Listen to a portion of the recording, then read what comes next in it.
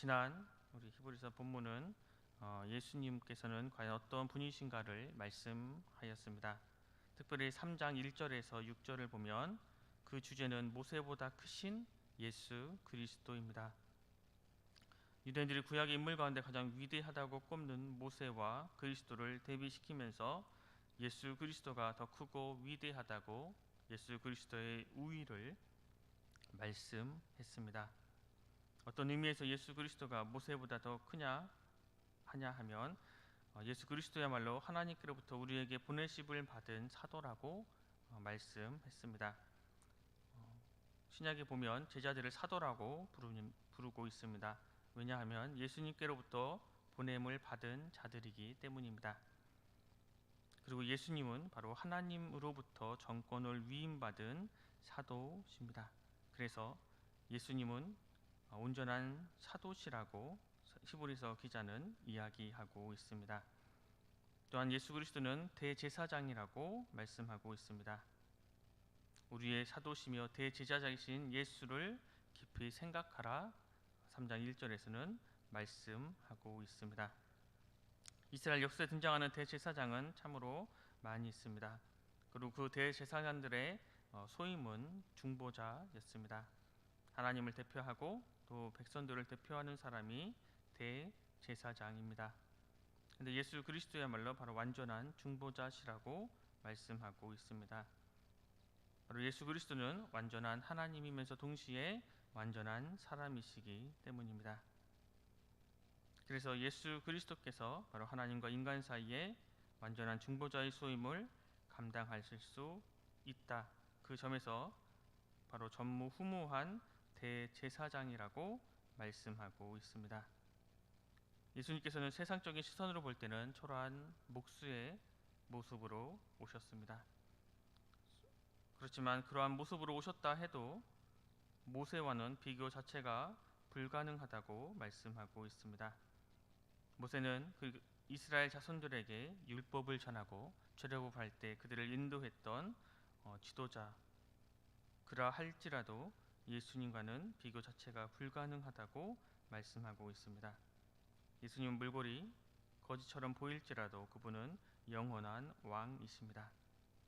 바로 예수 그리스도가 이러한 분이심으로 모세보다 크신 분이심으로가 바로 오늘 처음 시작하는 7절의 그러므로입니다. 7절, 8절 말씀을 우리 본문 말씀 함께 읽겠습니다. 7절, 8절 말씀입니다. 그러므로 성령이 이르신 바와 같이 오늘 너희가 그의 음성을 듣거든 광야에서 시험하던 날에 거역하던 것 같이 너희 마음을 완고하게 하지 말라. 오늘 본문 7절에서 11절까지 말씀은 시편 95편 7절에서 11절을 인용한 말씀입니다. 그 중에 8절 말씀이 구체적으로 가리키는 본문은 출애굽기 17장에 나오는 무리바 사건입니다. 이 사건은 민수기 20장에도 나오는 사건입니다. 이 사건은 이스라엘 백성들에게 심각한 사건이었습니다. 그들은 하나님 말씀에 순종하지 않았지만 이 사건으로 말미암아 백성들도 징계를 받고 모세도 벌을 받았습니다. 출애굽보다 구체적으로 이 사건을 적어놓고 있는 민수기 20장을 보면 이스라엘 백성들은 여호와와 다투고 싸웠다고 말씀합니다. 모세를 비난하고 아론을 욕하고 있습니다. 왜 애굽에서 이끌어내어 이 광야에서 우리를 죽게 하였느냐 이야기합니다. 그러자 모세도 화가 났습니다. 그래서 하나님께서는 반석을 명하여 물을 내라 말씀하셨는데 모세는 화가 나고 자신의 성질을 이기지 못해 분을 터뜨리며 지팡이로 반석을 내리쳤습니다. 여기서 이렇게 쳤다는 말은 살해했다는 굉장히 강한 말을 쓰고 있습니다. 하나님 앞에서 그는 하나님 말씀에 순종하지 않고 성질을 부렸습니다. 그러자 민수기 20장 12절에 보면 당장 하나님께서 모세에게 이스라엘 백성을 가나안 땅으로 인도해 들어가지 못할 것이라고 말씀하십니다. 그래서 히브리서 기자는 이러한 범죄를 저지르지 말라 말씀하고 있습니다. 출애굽 1세대는 다 광야에서 죽었습니다. 그 원인을 성경은 불순종이라고 말씀합니다. 그들은 끝까지 하나님의 말씀에 순종하지 않고 하나님과 다투었기 때문에 다 광야에서 죽고 말았습니다. 이런 과거의 불행을 뒤집어서 다시는 하나님께 불순종하지 말라고 히브리서 기자는 말씀하고 있습니다. 또 9절에서 10절을 보면 항상 그들은 처음부터 온전히 하나님을 순종하며 믿은 적이 없었습니다. 항상 자기들의 생각으로 하나님을 판단했고 또 하나님을 재단하려 했습니다. 그들은 거기서 하나님을 시험하여 증언하였고 40년 동안 하나님의 행사를 시험하여 보았습니다. 하나님을 알기 위해 테스트한 것입니다. 그리고 그 결과 그들은 항상 마음이 미혹되어 하나님의 길을 알지 못했습니다. 그들은 항상 그들 스스로 하나님을 시험하려고 했습니다. 하나님이 진짜 신인가? 아니면 하나님이 진짜 전지전능하신 분이신가를 이스라엘 백성들은 항상 테스트했습니다. 그런데 그 결과 그들은 항상 미혹되어 하나님의 길을 알지 못하게 되었고, 이렇게 한 결과 그들은 실패하고 말았다고 말씀하고 있습니다. 아는 것이 먼저일까요? 믿는 것이 먼저일까요? 알아야 믿는 것입니까? 아니면 믿어야 아는 것입니까? 어거스틴은 나는 알기 위해 믿는다는 말을 했습니다. 이 말은 알려면 먼저 믿어야 한다는 것입니다. 믿기 전에는 결코 알 수 없다는 것입니다. 믿음이 먼저 되지 않는다면 더 이상 하나님을 알 수 없다는 말씀입니다. 로마서 10장 17절에 보면 믿음은 들음에서 나며 들음은 하나님의 말씀으로 말미암느니라 말씀하고 있습니다.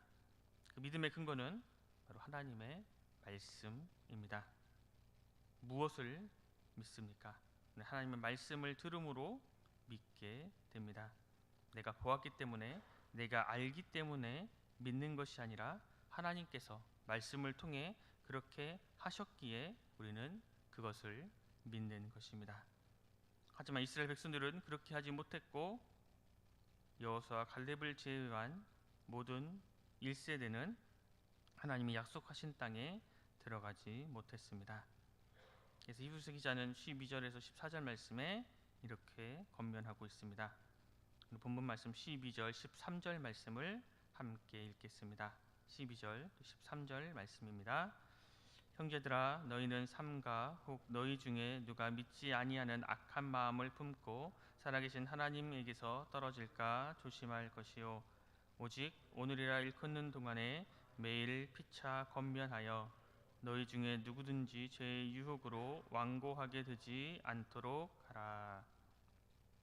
하나님의 은혜로 이스라엘 백성들은 출애굽했고 또 하나님의 역사하심으로, 또 하나님 함께 하심으로 그 광야 길을 40년 동안 걸으면서 만나와 메추라기로 배부리 먹고 또 의복이 헤어지지 않고 발이 부르트지도 않았던 것을 경험한 이스라엘 자손이 가나안 땅에 들어가지 못한 것을 반면교사로 삼으라고 말씀하고 있습니다. 악한 마음을 품으면 하나님께 떨어지게 된다고 말씀합니다. 그렇다면 악한 마음은 어떤 것입니까? 어느 정도 행하면 악하다 할 수 있겠습니까? 12절 말씀에 보면 우리로 하여금 하나님으로부터 떨어지게 만드는 모든 것이 악한 마음입니다. 또 죄의 유혹으로 완고하게 되지 말라 말씀하고 있습니다. 죄의 유혹은 우리를 완고하게 만듭니다. 처음에 죄를 지을 때는 두려운 마음이 큽니다. 그러나 시간이 지날수록, 죄를 지을수록 그 두려움은 작아지고 급기야 그것이 우리의 일상화가 되고 맙니다. 그것은 두려움이 작아진 것이 아니라 하나님을 향한 우리의 마음이 완고해지기에 우리가 그것을 느끼지 못하는 것입니다. 그래서 14절에 처음 받았던 복음에 대한 믿음을 견고히 지키라고 우리에게 말씀하고 있습니다. 예수님을 처음 믿을 때에는 참 감사하면서 대단한 믿음의 사람이 될 것으로 기대가 되는 사람, 정말 좋은 신앙인이 되리라 그렇게 기대를 가졌던 사람들이 얼마 지나지 않아 그 믿음에서 떠나고 믿음을 잃어버리고 그냥 평범하게 살아가고 있는 것이 젖지 않게 있음을 우리는 보게 됩니다. 그래서 그러한 일이 일어나지 않도록 주의하고 서로 피차 권면하며 끝까지 그 믿음을 굳게 잡으라 말씀하고 있습니다. 그리고 그렇게 믿음을 끝까지 굳게 잡으면 예수 그리스도와 함께 참여한 자가 될 것이라고 말씀하고 있습니다. 이 그리스도와 함께 참여한 자가 되리라는 것은 예수 그리스도와 함께 하나님의 나라의 기업을 산속받게 되는 자가 되리라는 것입니다. 마지막으로 15절부터 19절까지는 다시 40년간의 이스라엘 백성들의 불신앙을 질문 형식으로 반복하면서 우리들에게 불신앙을 경고하고 있습니다. 16절에서는 누가 말씀을 듣고도 하나님을 화나게 했느냐 질문하며 모세를 쫓아 애굽에서 나온 이스라엘 백성들이라고 답하고 있습니다. 17절에서는 40년 동안 하나님께서는 누구에게 노하셨느냐 물으며 불신앙과 불순종의 죄를 지어 광야에서 죽은 자들이라고 대답합니다. 그리고 18절에서는 하나님께서 누구에게 하나님이 예비하신 안식에 들어오지 못하리라고 하셨느냐 질문하며 바로 순종치 않은 자가 안식에 들어오지 못한다 하셨다고 말을 하고 있습니다. 그러면서 마지막 19절에서 안식에 들어가지 못하는 이유가 믿지 아니함으로 능히 들어가지 못한 것이라고 결론을 맺고 있습니다. 이스라엘 자손들 출애굽 1세대가 가나안 땅에 들어가지 못한 것은 그들이 능력이 없음이 아니고 나이가 들었기 때문도 아니었습니다. 그들은 하나님께 순종하지 않았기 때문에 또 하나님의 말씀을 믿지 않았기 때문에 그들은 하나님께서 약속하신 젖과 꿀이 흐르는 가나안 땅에 들어가지 못했습니다. 오늘 살아가고 있는 우리도 이러한 말씀을 받아 예수 그리스도를 우리의 주인으로 모시고 예수 그리스도께서 나의 주인이시라는 이 진리를 마음에 품고 하나님의 말씀에 온전히 순종함으로 믿음의 길을 끝까지 걸어가시는 우리 순천성교회 모든 성도님들이 되시길 간절히 소망합니다. 기도하겠습니다. 하나님 아버지 감사합니다. 오늘도 우리들에게 새로운 한날을 주시고 주님의 말씀을 듣고 묵상하며 하루를 시작할 수 있도록 인도해 주시니 정말로 감사합니다. 우리가 살아가고 있는 이 세상이 아무리 험하고 악하고 척박하다 할지라도 우리의 인생을 좋은 땅으로 가꾸어 주시고 또 우리와 함께 해주시고 우리와 인도해 주시는 주님으로 말미암아 소망을 갖습니다. 하나님의 말씀을 듣지 않고 세속적인 가치관의 길과 사람의 길을 고집했던 이스라엘 자손들의 삶을 반면 교사로 삼아 주님의 말씀의 길과 하나님의 길을 바라보며 살아가는 저희가 되게 하여 주시옵소서. 오직 하나님의 말씀을 듣고 하나님 말씀에 순종하며 내가 나의 주인이 아니라 오직 예수 그리스도께서 나의 주인 되심을 고백하며 그러한 삶을 살아가게 하여 주시옵소서. 그래서 우리가 살아가고 있는 오늘 하루의 삶이 영과 진리로 하나님께 올라가는 아름다운 예배가 되게 하여 주시옵소서. 모든 것 감사드리며 예수 그리스도 이름으로 간절히 기도드립니다. 아멘.